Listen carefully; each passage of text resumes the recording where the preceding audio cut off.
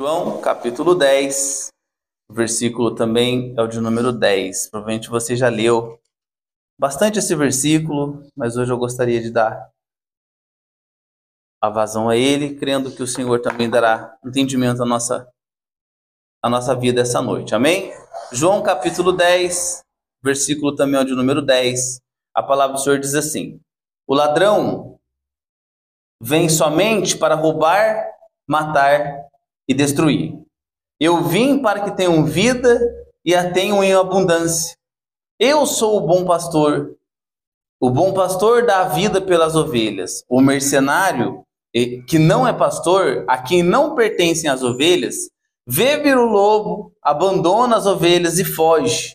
Então o lobo as arrebata e dispersa. O mercenário foge porque é mercenário e não tem cuidado com as ovelhas. Eu sou o bom pastor. Conheço as minhas ovelhas e elas me conhecem a mim. Assim como o Pai me conhece a mim, e eu conheço o Pai, e dou a minha vida pelas ovelhas. Ainda tenho outras ovelhas, não deste aprisco. A mim me convém conduzi-las e elas ouvirão a minha voz. Então haverá um rebanho e um pastor. Por isso o Pai me ama, porque eu dou a vida para a reassumir. Amém? Somente até aqui vamos orar.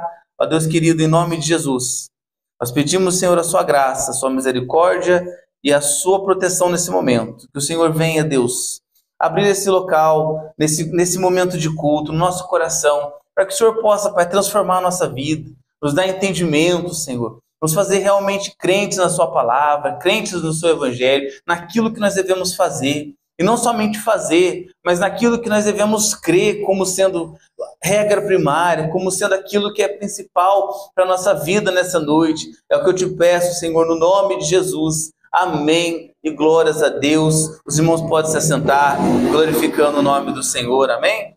Glória a Deus. Aleluia.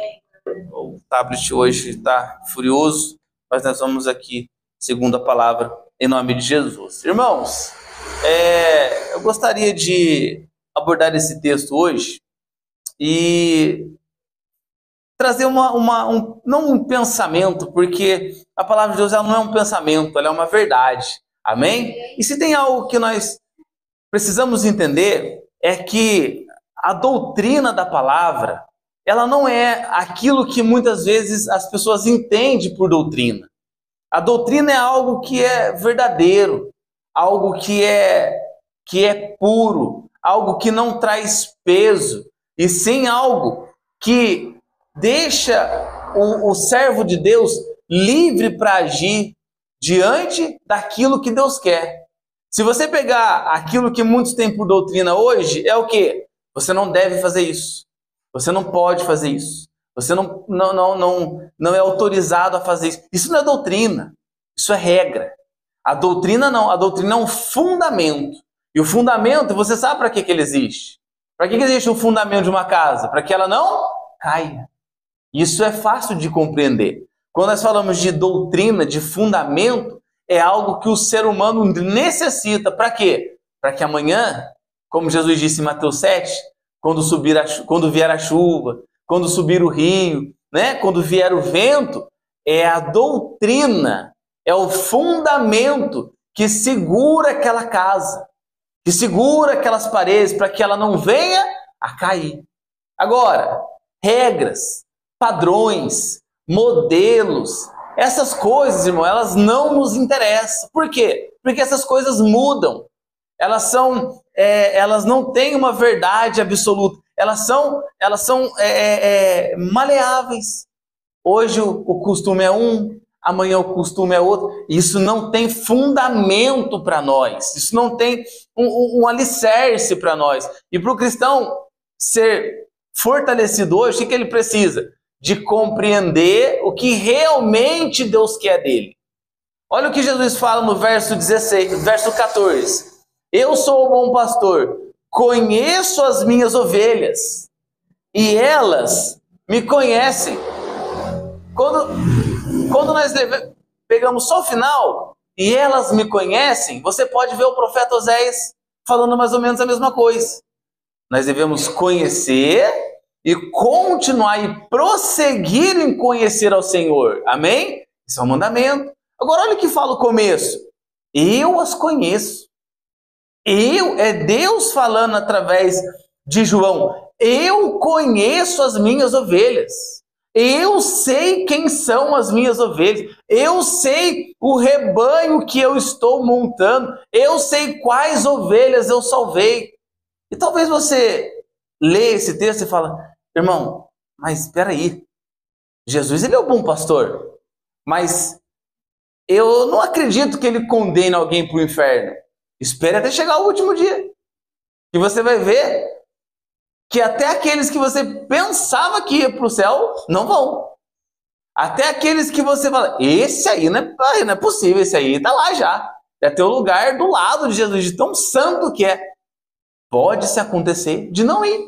Por quê? As ovelhas de Cristo sabem quem Ele é. E mais profundo ainda, é Cristo quem as conhece.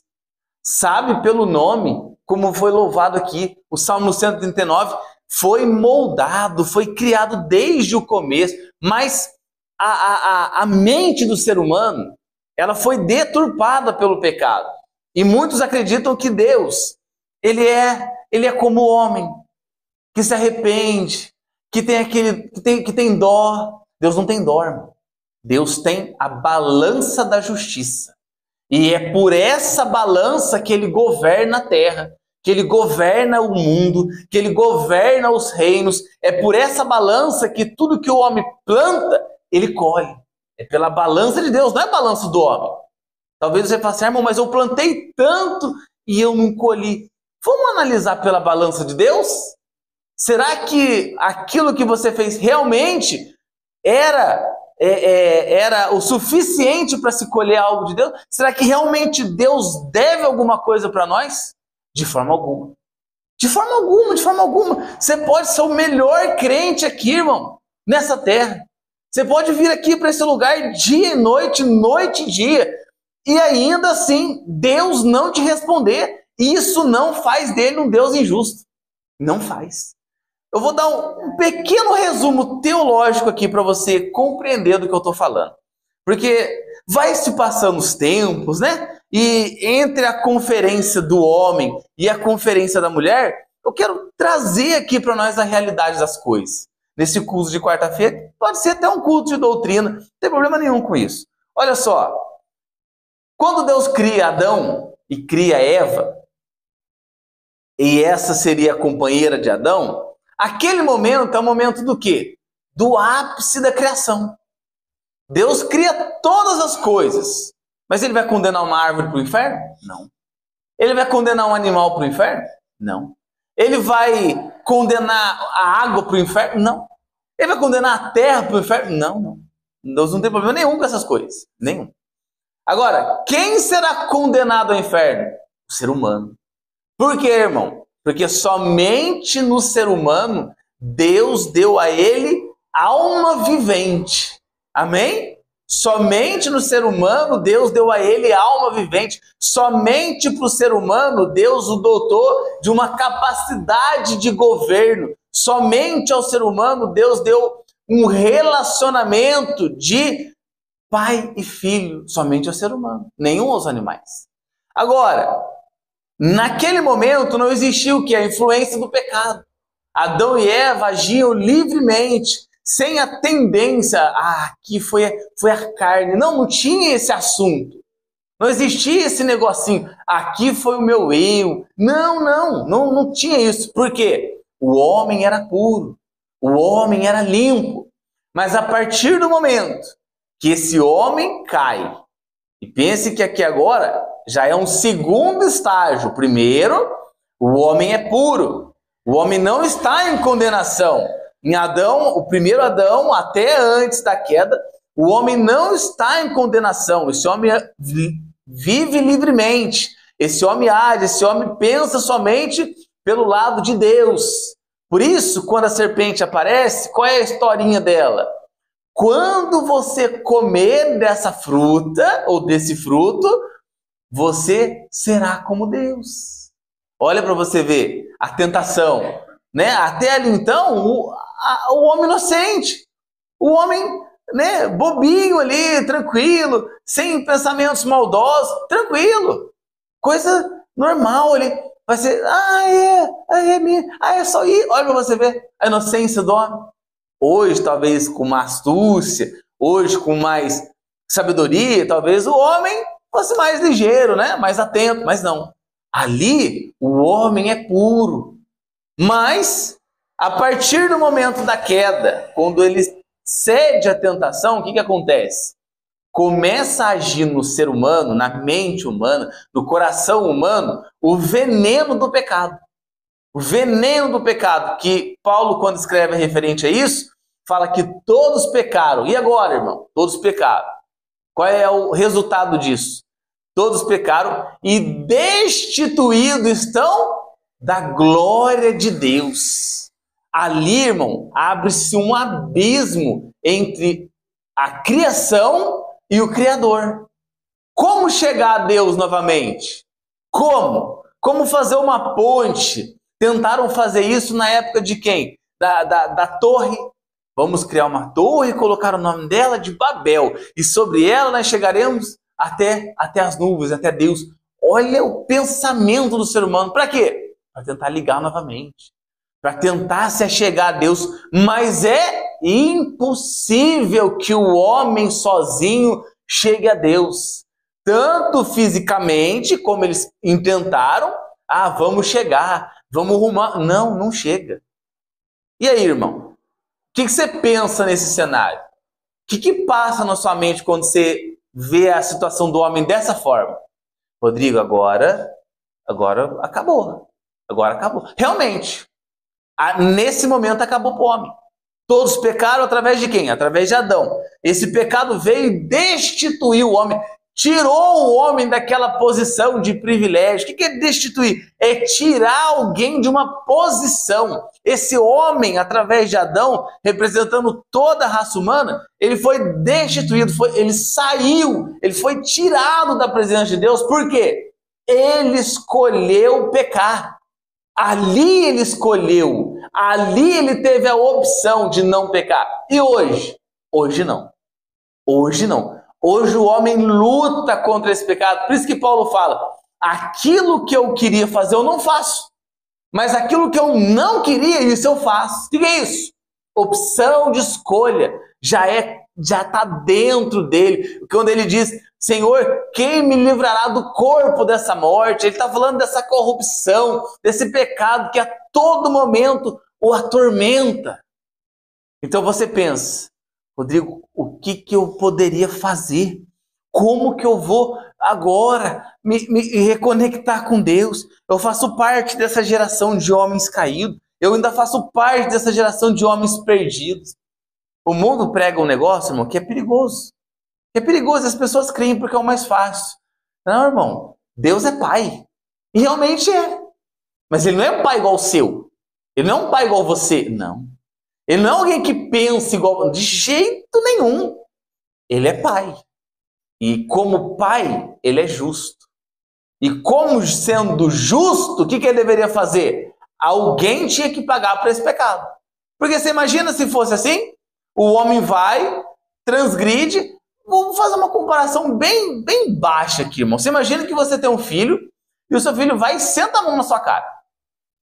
Senta a mão em você mesmo. Qual é a sua obrigação como pai? Discipliná-lo. Na hora. Discipliná-lo. Corrigi-lo.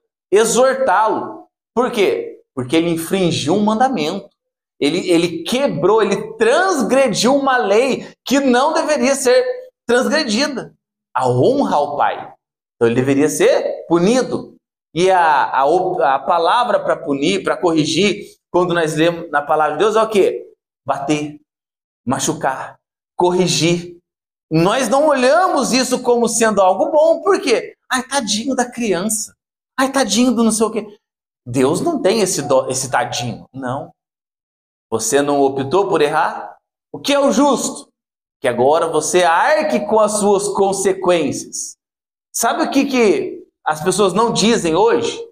Que a condição que nós estamos agora A condição que nós estamos agora é totalmente favorável a nós. Mas não era para ser assim, irmãzinho. Pensa da maneira correta. Olha isso. Hoje você olha o Satanás e pensa, Satanás é meu adversário. Satanás é meu adversário. E realmente é. Ele é o inimigo da sua alma.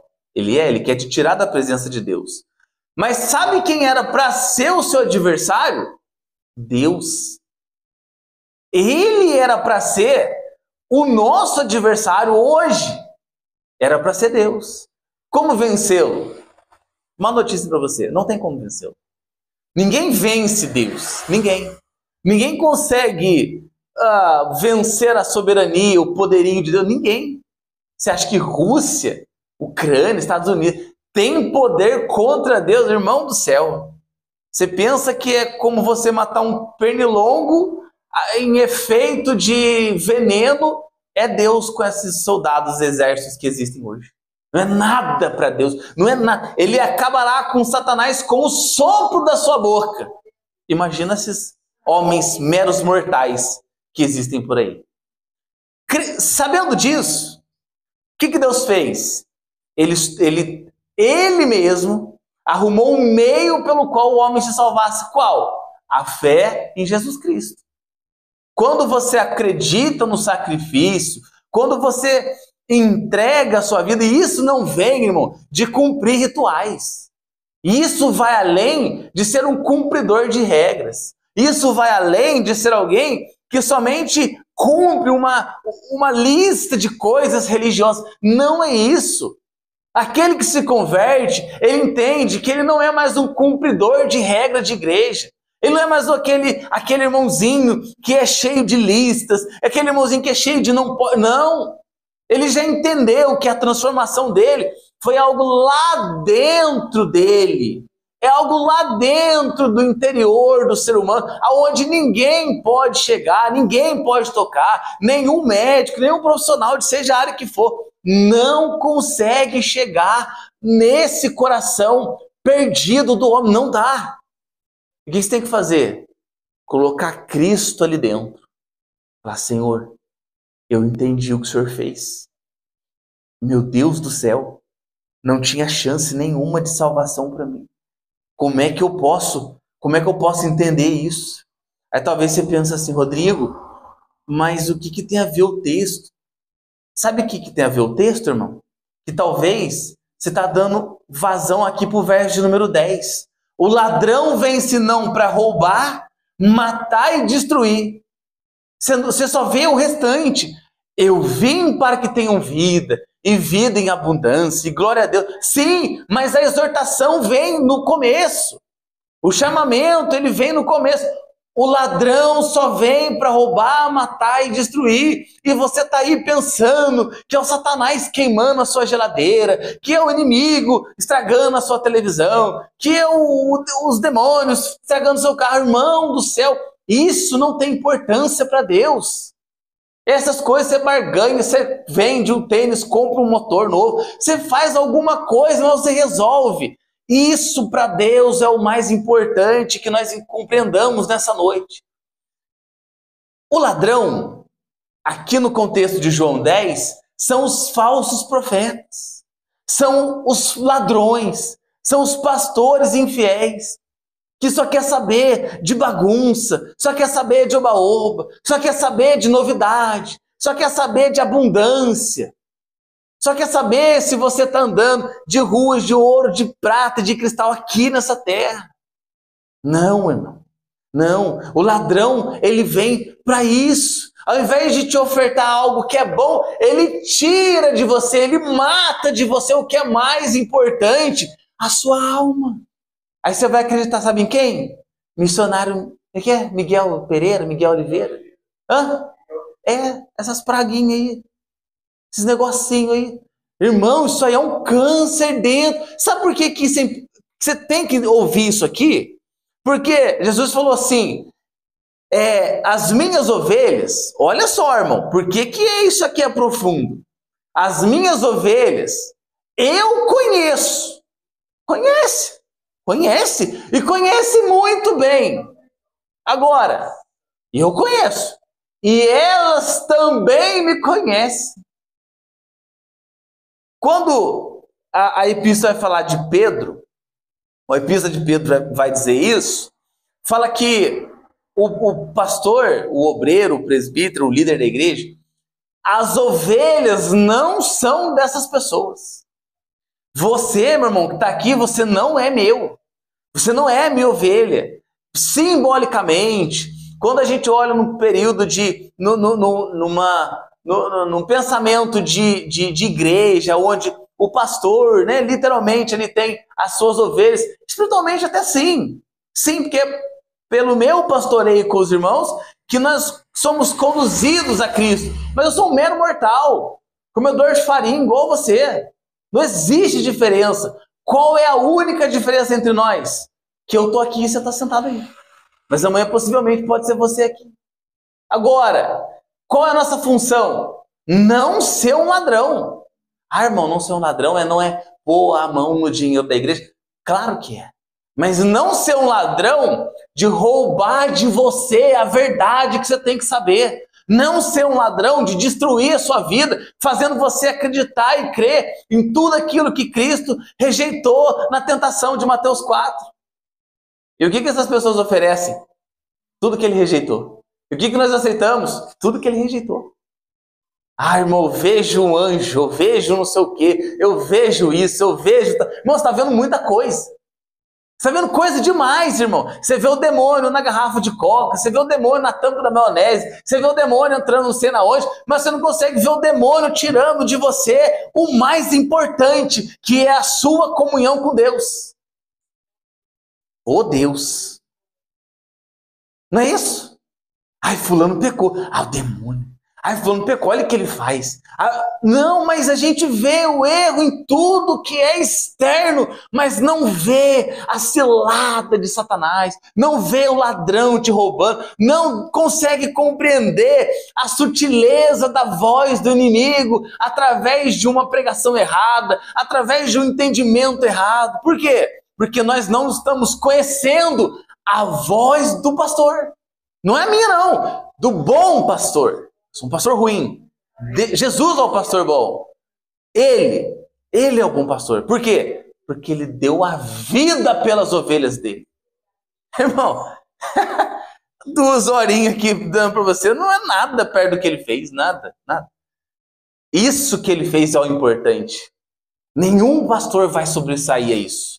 Nenhum.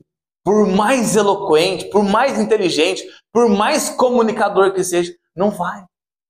Pense nisso nessa noite. Irmão, peraí. Deus me conhece. Ele conhece. Mas e agora, irmão? E agora que esse bom pastor, que estava sentado nos sublimes céus, que estava ao lado de Deus, sabe o que ele fez? Ele se fez homem, cumpriu os ritos da lei, nos resgatou desse lamaçal de pecado, purificou a minha vida. Como em João capítulo 3, ele chega a Nicodemos e fala: Senhor, como é que eu faço então? O que eu devo fazer? Nicodemos, para o ser humano, é necessário que ele venha nascer de novo. É lá dentro, irmão, do coração do homem, que agora ele é convertido ao quê? Ao pastoreio de Cristo. Não é algo externo. Nicodemos era um doutor da lei, mas nem Nicodemos conseguiu compreender as palavras do bom pastor. As palavras daquele mestre, como ele mesmo reconhece. Rabi, o que eu preciso? Como é que eu vou? O que eu não estou compreendendo? Porque o homem carnal, ele não discerne as coisas espirituais. Não discerne. Você pode explicar para ele por A mais B, que ele não vai entender. Sabe por quê, irmão? Uma coisa que ninguém fala. Tem aqueles que já são condenados ao inferno. E cuide para que não seja você. Eu devo me cuidar para que não seja eu. Você, Rodrigo? O que Jesus falou? Naquele dia, muitos dirão: Senhor, no seu nome profetizamos, no seu nome expulsamos os demônios, no seu nome. Foi no meu nome. Não vos conheço. O que é isso? Filhos da ira de Deus.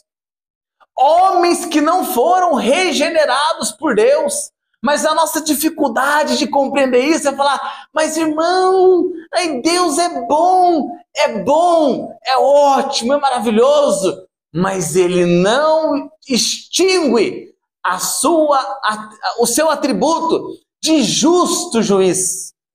A bondade, a misericórdia, o amor, o tratamento amoroso. Ai, que negócio que eu tenho com essas musiquinhas melosas e que Deus é eu no meu amigo.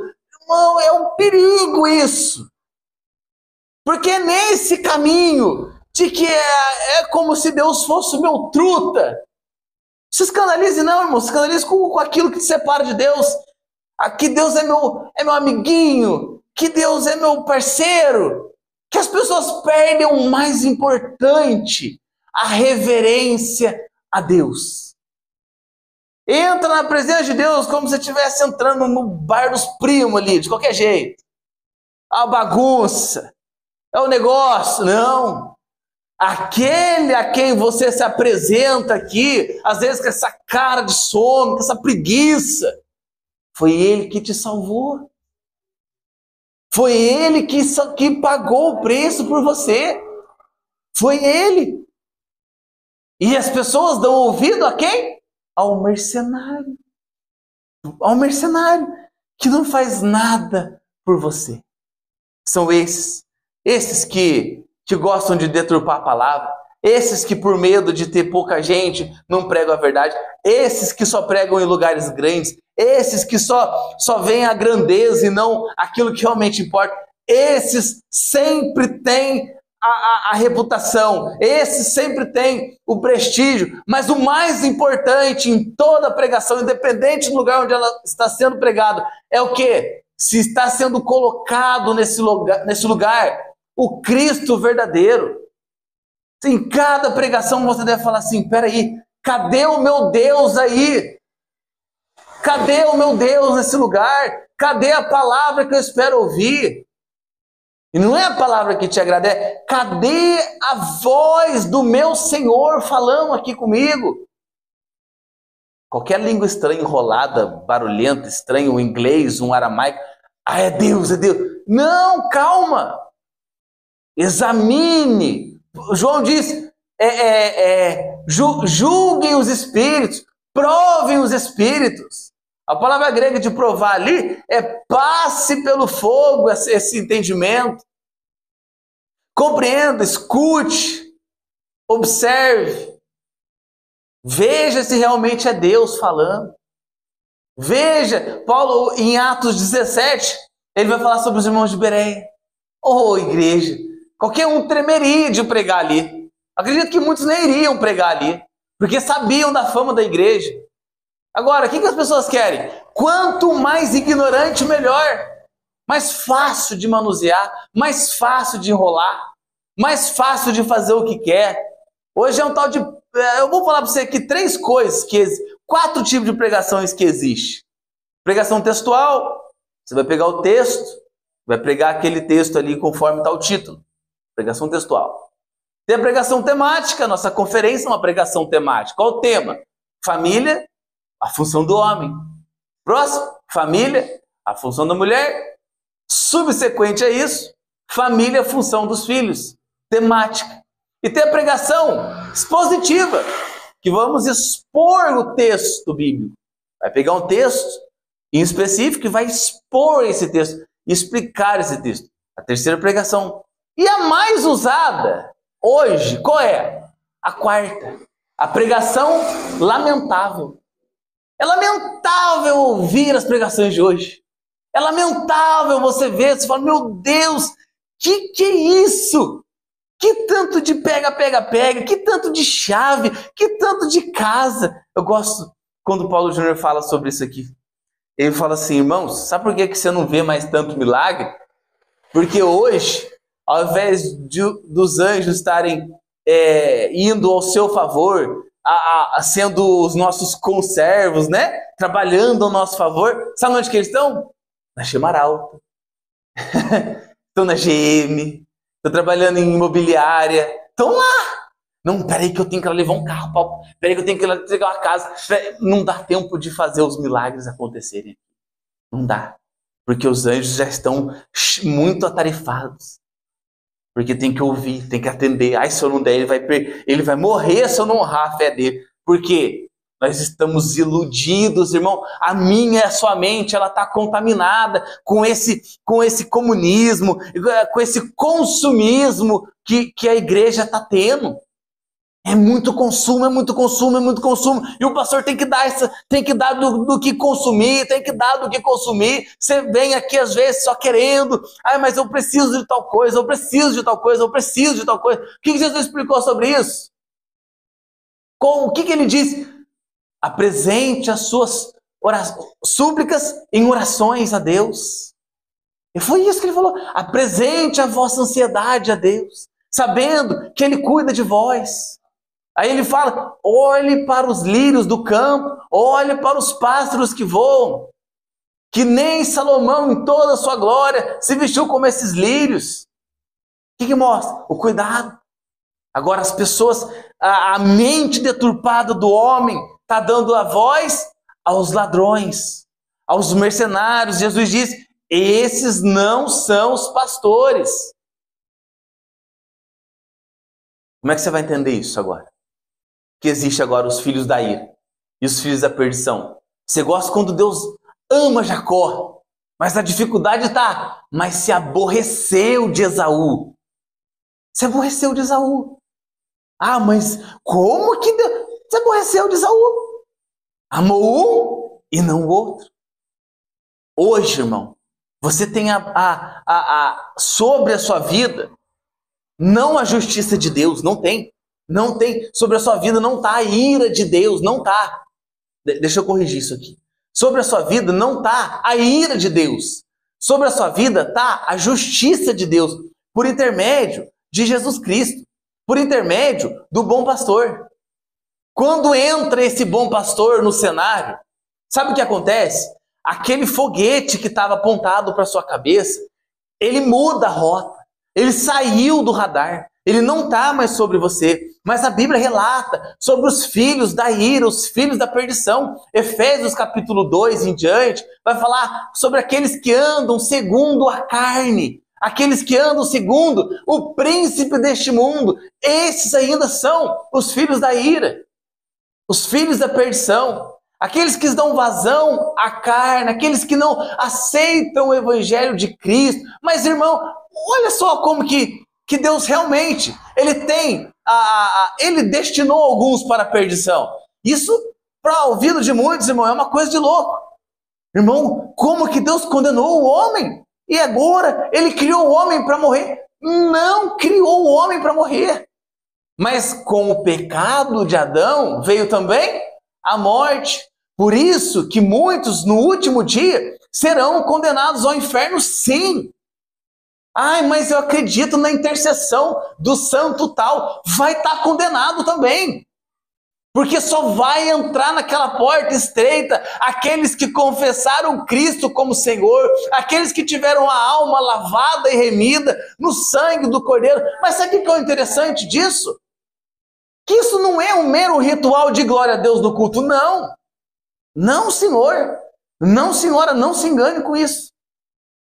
Quem vai passar, quem vai entrar, serão aqueles a quem o bom pastor foi lá buscar. É esse a quem o bom pastor foi lá. Esse é meu. Esse aqui é meu filho. Esse aqui é a ovelha do meu aprisco. Jesus disse, quando uma ovelha se perde, e dentro daquele aprisco de 100 ovelhas, uma se perde, Ele deixa 99 guardada, protegida. E Ele vai atrás de uma ovelha. E Ele a resgata e traz ela de volta. E Ele diz que quando isso acontece, existe festa, existe alegria, existe um grande regozijo. E essa ovelha, por vezes, ela é mais estimada do que 99 que estão lá. De qualquer jeito, que não sei. Não, por quê? Porque essas que foi resgatada por Ele, essa faz parte do aprisco real de Deus. essa é a pela qual Cristo disse: nenhuma das ovelhas que meu Pai me deu se perderá. Não quer dizer que essa ovelha não vai fugir. Olha lá, o exemplo do bom pastor. Uma fugiu, uma se perdeu. Mas a exemplo do filho pródigo, o que aconteceu com essa ovelha? Ela tinha um conhecimento. Ela ouviu a voz do verdadeiro pastor. Ela ouviu a voz do verdadeiro Deus. Ela sabe da condição dela. E o Espírito Santo todas as vezes a incomoda para que ela volte. Para que ela dê mais uma vez ouvido a voz de Deus. E o que ela faz? Como aquele filho pródigo. E caindo em si, o que ele lembrou? Na casa do meu pai. Até os servos têm o que comer. E na casa do meu pai até os empregados têm alimento. E eu estou aqui, sendo um filho de um homem rico, comendo essas bolotas desses porcos aqui. Irmão, se Deus te predestinou para a salvação, dê glória a Deus por isso. Porque você já percebeu como é que é o evangelismo hoje? Você pode pregar, você pode falar. As pessoas não querem. Não querem. Ah, irmão, mas peraí, como é que eu vou compreender isso? A ordem do evangelismo, ela é geral. Ela é geral. Tem que evangelizar todo mundo que você vê na rua. Você tem que dar esse testemunho. Ah, irmão, mas eu tenho vergonha. Então seja um cristão verdadeiro, pelo menos. Se você não vai honrar o nome de Cristo, pelo menos não envergonhe. Pelo menos não jogue contra o gol, né? Vá adiante, seja um cristão verdadeiro. Testemunhe pelo seu padrão de cristão. Ah, irmão, amém. Amém. Se você está vendo, está percebendo isso, você vê que as pessoas até gostam do movimento. Até sentem bem dentro da igreja. Mas quando entra a parte da renúncia, quando entra a parte da dor, quando entra a parte da aflição, irmão, aí aqueles que não são ovelhas do aprisco, aqueles que não são verdadeiramente filhos, ovelhas do bom pastor, são os primeiros que espirram. Por quê? Quem conhece o bom pastor sabe. É isso aí que ele está dizendo mesmo.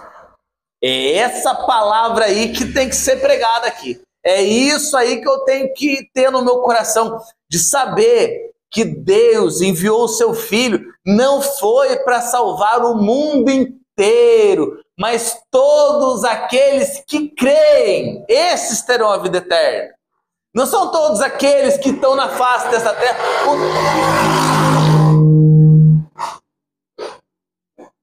O texto não diz isso. O texto não diz que é salvação para todo mundo? Quem falou isso? Onde está escrito isso? Todos aqueles que creem no Filho de Deus, esses serão salvos. Mas sabe o que é interessante? Que o mesmo Deus que deu o Filho é o mesmo Deus que dá a fé para que a gente creia nele. Aonde que entra o homem nisso, irmão? Aonde que entra o homem nesse processo de salvação? Eu não estou pregando aqui um calvinismo, arminianismo, não. É só a Bíblia mesmo. É só a Bíblia. Aonde que entra que o homem colabora com Deus? Lugar nenhum. Lugar nenhum. Sabe onde a gente colabora com Deus? No pecado. No pecado nós colaboramos com Deus. Porque Deus tinha que punir alguém, né? Deus precisava de justificar o homem. E qual é a nossa parte? Que Deus nos perdoou através de Cristo. Nós somos esse réu que não tem nem advogado a nós. Mas aprove a Deus, pela loucura da pregação, salvar o homem. E se você consegue compreender isso, se você consegue, irmão, peraí, eu estou entendendo, Deus está regenerando meu coração, Ele está. Dê glória a Deus, porque é o Espírito Santo trazendo entendimento a você. É a fé, é Deus te dando fé para crer, irmão. Se Deus não tocar no nosso coração, nada vai acontecer. Você pode sair daqui todo determinado, irmão, agora eu sou crente. Vai cair ali na esquina, irmão. Porque nós só somos mantidos pela boa mão do Senhor. Só a boa mão do Senhor é que nos conduz. Ele é o bom pastor que conduz. Aí o que Jesus fez? Ezequiel diz claramente. O que ele fez? Ele nos arrematou. Ele arrematou a sua ovelha. ele trouxe para o aprisco. E Ezequiel fala assim no capítulo 34. E ele colocou pastores para governar essas ovelhas, para conduzir essas ovelhas, pastores que seriam zelosos, pastores que cuidariam dessas ovelhas até ele, o bom pastor, vier. Quando Jesus estava ensinando da sinagoga, em Lucas capítulo 6, Jesus estava ensinando, pregando, colocando as multidões lá. Aí chegou um momento que Jesus ele olha a multidão. Ele olha. E a Bíblia diz que ali ele se entristece. Porque ele percebeu, ele pega aquele multidão e fala assim, meu Deus, eles não têm quem governe eles. Eles são como ovelhas sem pastores. Eles estão aí, perdidos, a ver navios. Aí a Bíblia vai dizer também que Cristo, ele não veio para condenar o mundo, não. Ele veio para salvar os perdidos. Ele veio para salvar aqueles que não tinham para onde ir. E aprove a Deus nos resgatar de tudo isso, irmão. Hoje, você está sendo exposto a esse texto para saber que Deus, ele te conhece. Ele sabe quem você é. E o que ele quer? Que você também saiba reconhecer a voz dele. Você deve reconhecer a voz do seu Deus, saber o que ele realmente está dizendo. É muita balela, é muito show. Irmão, pelo amor de Deus, realmente você acha que a performance do culto, que aquele negócio que é feito, aquele monte de marabalismo, aquele monte de frescura, que no fundo de tudo aquilo lá tem Deus falando. Deus não está se importando, irmão, com a performance do pregador, não. Ele não quer saber como que isso está sendo feito. Ele quer saber se a ovelha dele realmente está dando atenção para essa balela toda. Você pode até entrar num circo desse. Você pode. Irmão, fui convidado, entrei lá. Aí eu cheguei lá, irmão, comecei a ouvir a pregação. Mas não deu, irmão. Não deu, não.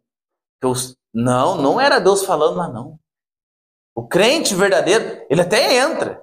Ele escuta, ele observa.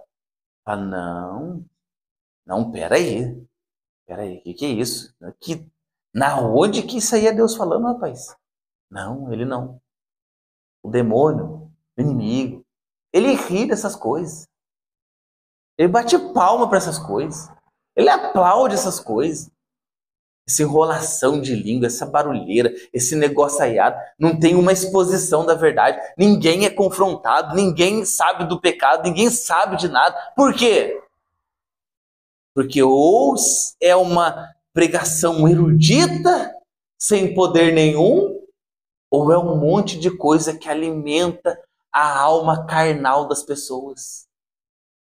Precisa ser passado o que realmente o texto diz. O que realmente o texto diz. Se você compreende que Deus enviou o seu Filho, e ele disse, nós devemos conhecer a Deus, assim como o Filho conhece o Pai. Aquele a quem está na mão de Deus, de Cristo, eles não se perdem. Por quê? Porque ele é bom pastor. Você acha que ele não viu quando você se perdeu e ele foi atrás de você? Quantas vezes você já desviou do caminho de Deus e ele foi lá atrás de você? Quantas? Você, irmão, mas eu estou na igreja, mas talvez você está aqui dentro, está desviado ainda. E hoje ele está indo atrás de você. Por quê? Porque ele te conhece. Ele te conhece. E ele está trazendo a sua alma de novo para o aprisco. Ele está trazendo a sua alma de novo da perdição. Ele está livrando você de novo de passar a eternidade longe dele. Cabe a você, irmão, dar ouvido ao Senhor. Cabe a você não cair na armadilha. Não compreenda a predestinação de Deus como sendo algo fechado, um pacote fechado. Se você hoje está aqui e Deus está tocando no seu coração, é porque Ele está querendo dar fé salvífica para você. Ah, irmão, mas eu creio. Mas crê no quê? Crê o quanto? Crê aonde? É crer no sacrifício vivo de Cristo. Essa é a fé que salva, irmão. Somente ela. Essa é a fé que te salva. Por isso eu queria te fazer esse convite nessa noite, de fazer esse exame. Você já pensou que seu arqui-inimigo poderia ser Deus? Mas naquele dia ele não usou da justiça sobre você, não. Ele usou de misericórdia de você. Ele usou de misericórdia. Justiça era ele condenar todo mundo ao pecado, ao inferno por conta do pecado. Mas e o que acontece? Entra a misericórdia, entra Cristo no cenário. E esse Cristo salvou. Ele abriu a porta. Fala, todos aqueles que entrarem pela porta estreita entrarão, sairão e acharão pastagem. O que ele falou? Eu sou a porta. Eu sou a porta. Aquele que bate, encontra. Irmão do céu, é fácil compreender isso, irmão. É fácil compreender. Talvez você não tenha entendimento do tamanho da briga que dá em cima disso aqui. Um lado é um pensamento, o outro é o outro. Não, irmão, tira isso. E só observa. Só observa o quanto o Espírito Santo esclarece o entendimento da salvação para aqueles que realmente são interessados nisso. Aí você vai entender o que eu estou dizendo. Que não é um mero viés teológico. Não, vai muito além disso. Vai o destino da sua alma. Vai o destino da sua alma. O quanto você crê nisso?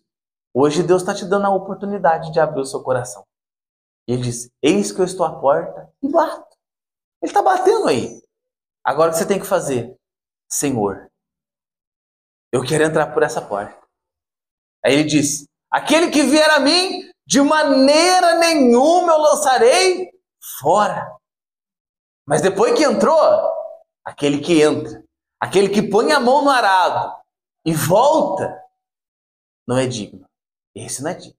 Aquele que começou, não. Mas sabe qual que o outro texto diz? Aquele, o bom pastor, que começou a boa obra, ele é fiel para terminá-la até o dia de Cristo. Esse é fiel. Fique de pé, irmão, em nome de Jesus.